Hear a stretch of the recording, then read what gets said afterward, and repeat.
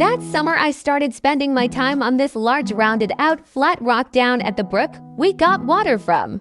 It was my own secret spot that felt ethereal and like it was meant for me. I didn't mind the trash that had been thrown down the hill on either side of it.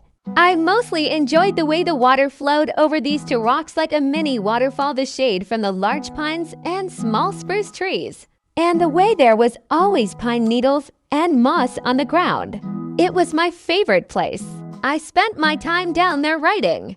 I wrote stories in my notebooks, full 60-page stories.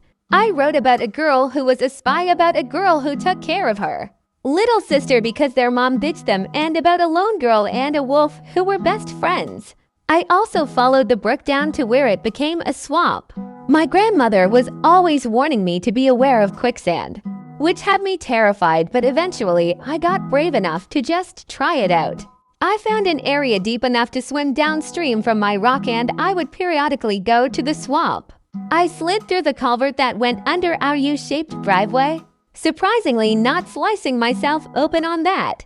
The tune was huge to me as a small child. I'm not sure exactly how tall it actually was, but it was rusty and slimy.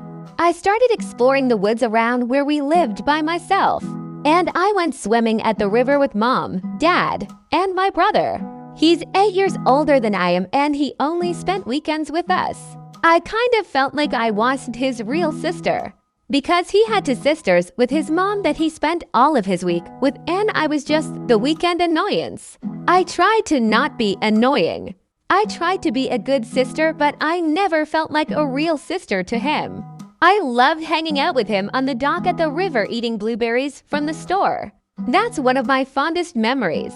Another one of my favorite memories around that time was when Dad was in the canoe after we had all gotten out, and my dog jumped out, which tipped the canoe over.